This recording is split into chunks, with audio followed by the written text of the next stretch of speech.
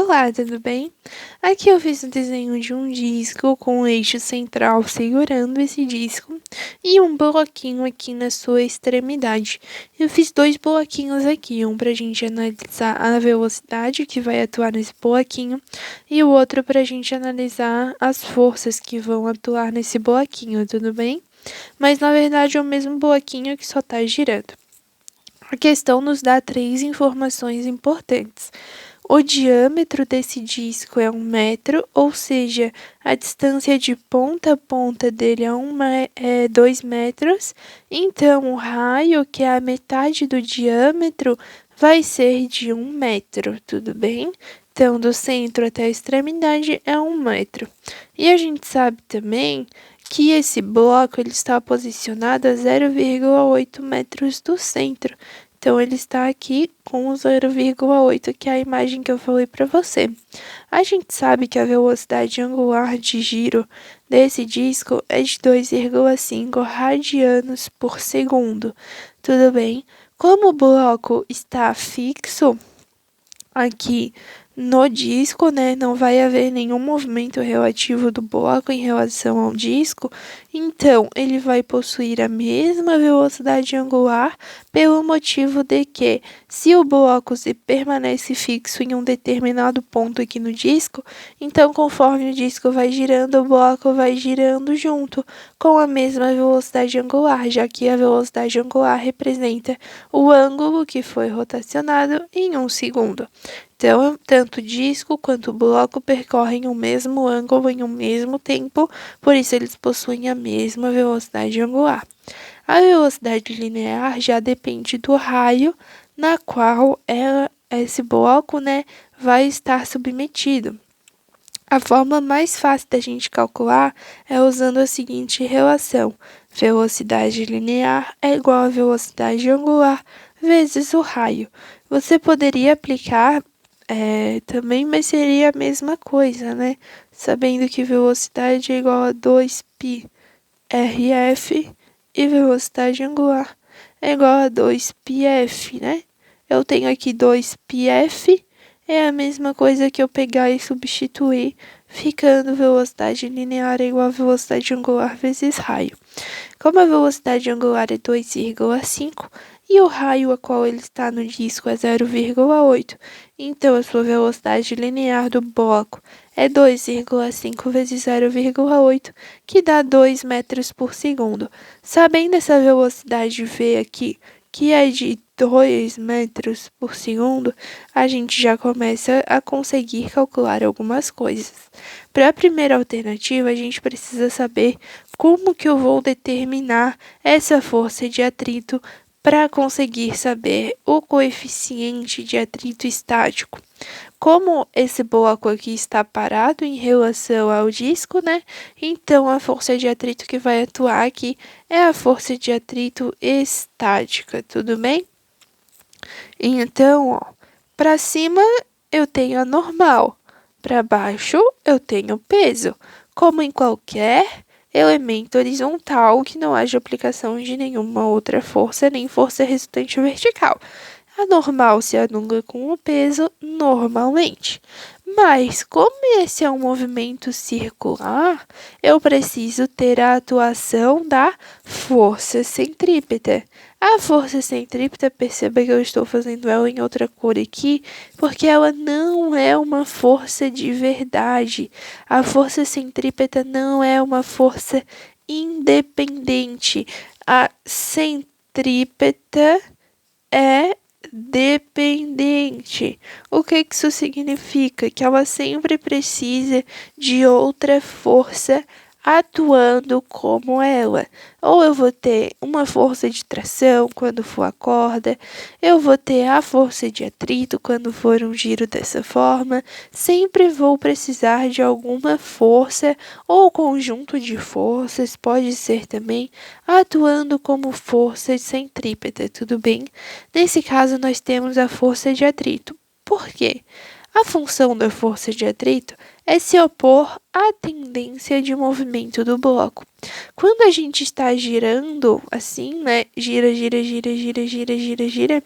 Se eu tiver um bloquinho aqui e eu soltar ele nesse momento em que eu estou girando, a tendência dele seria sair pela tangente, seria ele seguir em linha reta para onde ele estava apontando, a velocidade dele estava apontando, seguir em linha reta tangente à trajetória. Qual é a única forma da força de atrito se opor a essa tendência de movimento? É apontando para o centro. Porque se a força de atrito sempre apontar para o centro, o que vai acontecer? Ela vai sempre modificar a velocidade, né? A velocidade é sempre tangente à trajetória, assim como eu desenhei para você agora. Ela é sempre esses risquinhos tangentes, então se eu tenho uma força aqui no centro, essa força, como é perpendicular, ela não é capaz de alterar o módulo, mas ela é capaz de alterar direção e sentido. E por isso que a força de atrito é responsável por se opor a essa tendência de movimento aqui em linha reta, é o fato dela ficar apontando para o centro, faz com que esse movimento circular se mantenha.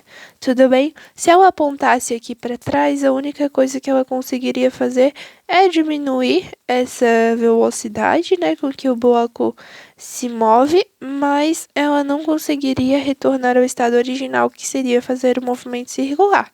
Continuaria fazendo o movimento linear da mesma forma, e não é isso que a gente quer, né? A gente quer que continue no circular.